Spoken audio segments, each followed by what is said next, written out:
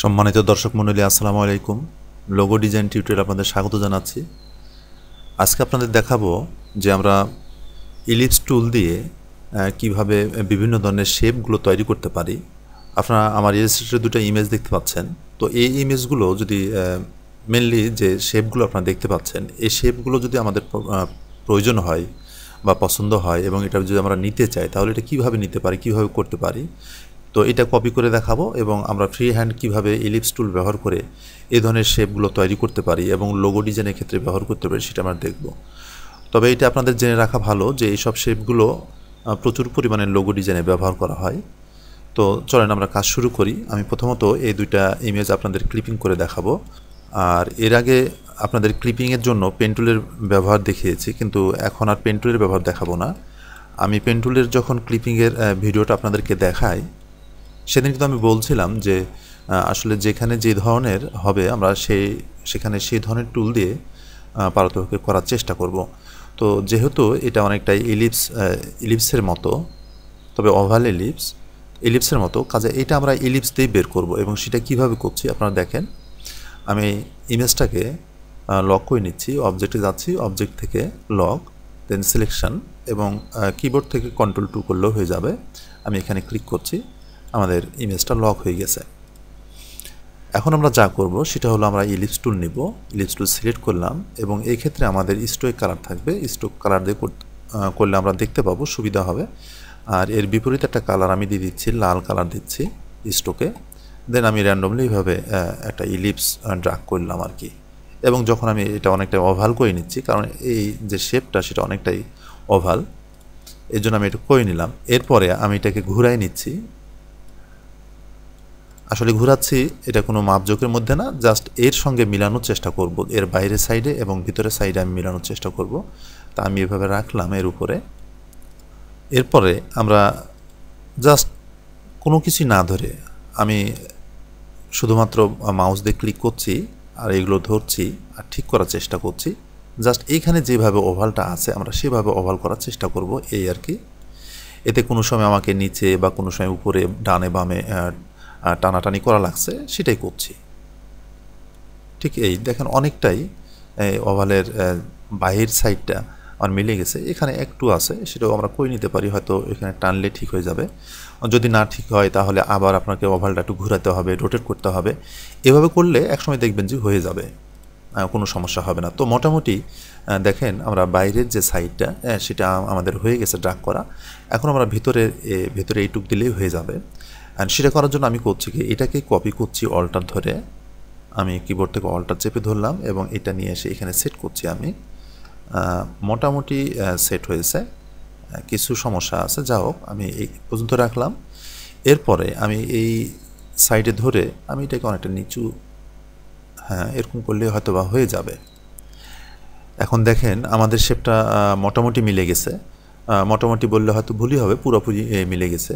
এখন আমরা যেটা করব সেটা হলো আমরা এই দুটো সিলেক্ট করার পরে আমরা পাথ ফাইন্ডার অপশনে এসে মাইনাস ফ্রন্ট করে দেব, ঠিক এইভাবে। আবার আমি কন্ট্রোল জেড করছি, আমরা মাইনাস না ফ্রন্ট না করে আমরা যদি এটাকে ডিভাইড করি ঠিক এইভাবে এবং আনগ্রুপ করে নিলাম। এটা আমি ডিলিট করে দিলাম ভিতরের অংশটা, এবং এটা এবং এটা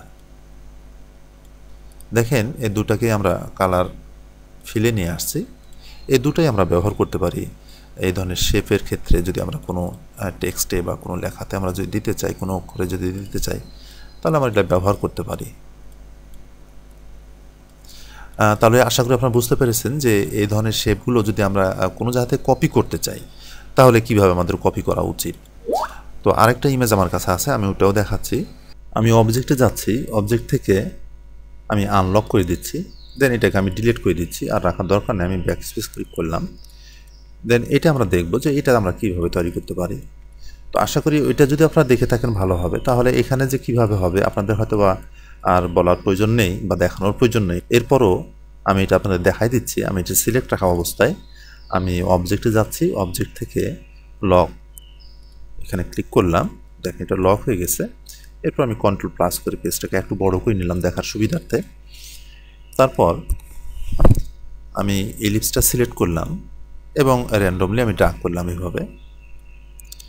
কালারটা আমি ফিল থেকে স্ট্রোকে নিয়ে আসলাম। দেন আমি এটাকে একটু ঘুরাই নিচ্ছি, তার মানে এটার মতো আমি করে নেওয়ার চেষ্টা করছি।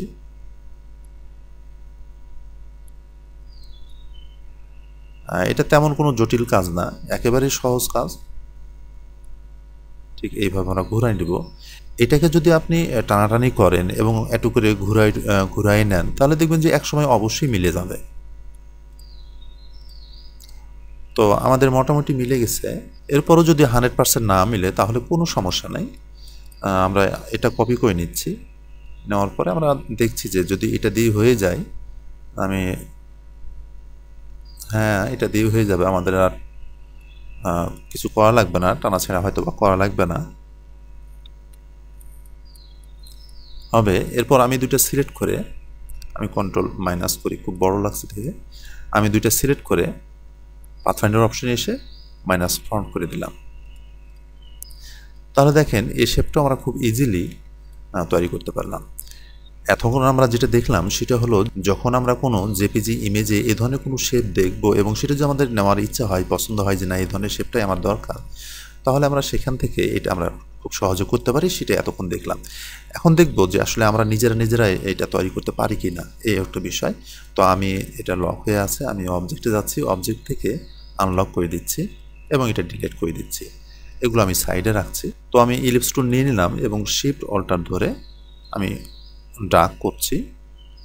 এরপরে আমি কন্ট্রোল সি এবং কন্ট্রোল এফ করলাম এবং এটাকে কিছুটা ছোট করে নিলাম। ছোট করে নিলেও হবে, না নিলেও হবে, এবং এটাকে সাদা রং আমি দিয়ে নিচ্ছি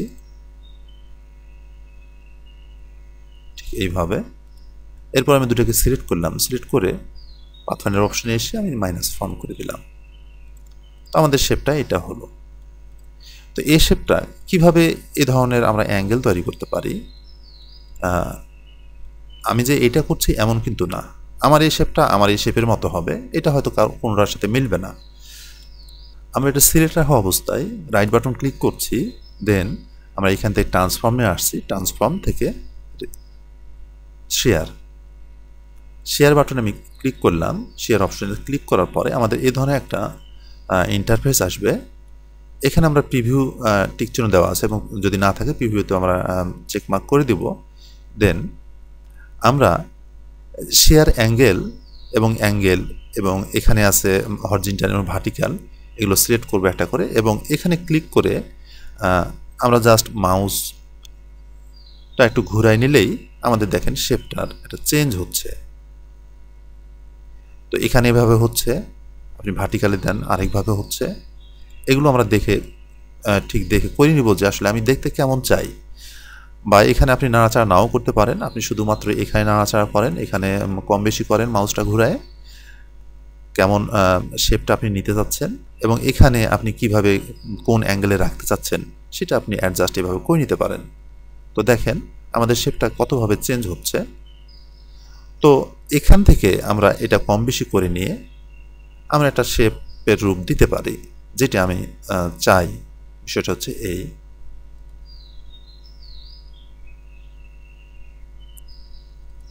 তো আমি মোটামুটি এই ধরনের একটা শেপ আমি নিলাম, আমি রাখছি এই মতোই রাখছি, দেন ওকে করছি। তো দেখেন আমরা একটা খুব ফ্রিলি একটা শেপ আমরা তৈরি করলাম ইলিপস টুল এবং ট্রান্সফর্ম থেকে শেয়ার টুল ব্যবহার করে খুব সহজে আমরা এটা তৈরি করতে পারলাম। এইভাবে আপনি যে কোনো শেপকে, আমি এক ধরনের শেপ এখানে নিয়েছি, একভাবে নিয়েছি, আপনি আরেকভাবে নেন, কম বেশি করে নেন, নিয়ে যখন আপনি শেয়ার টুলে নিয়ে এসে এটাকে প্র্যাকটিস করবেন, এটাকে কম বেশি করবেন, প্রিভিউ করে করে দেখবেন, তখন দেখবেন যে আপনার কাছ থেকে অনেক ধরনের শেপ তৈরি হচ্ছে আর কি।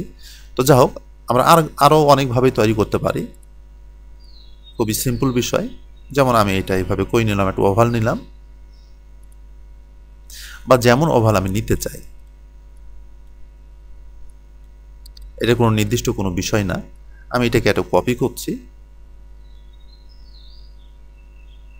কপি করে আমি আর কোনো কিছুই করছি না, জাস্ট কপি করে এখানে রাখলাম। দেখেন এটা আমাদের একটা শেপ হয়।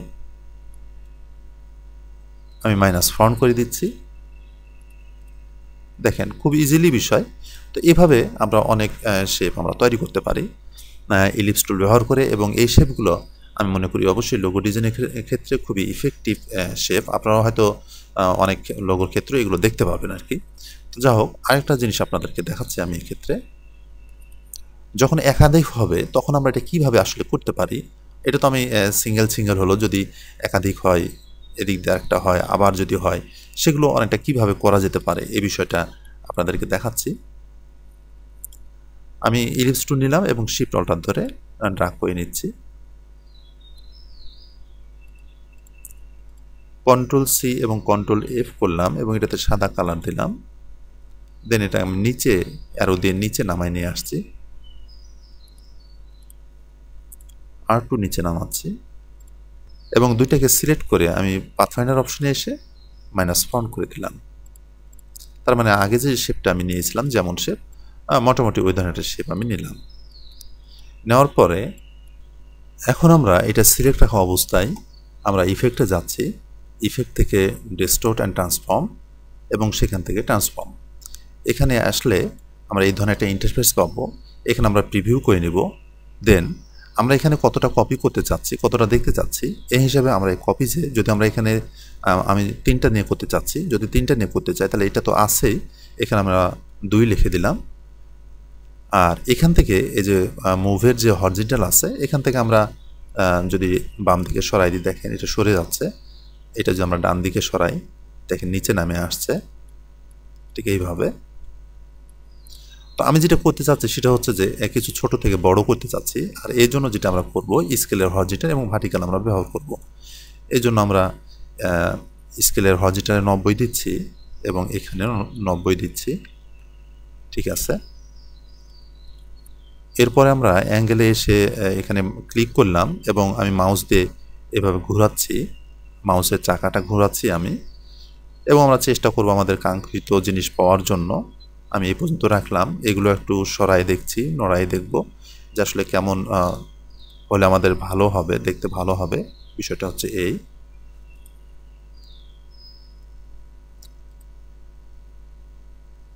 আমি এগুলো একটু নড়াই নিতে পারি এভাবে।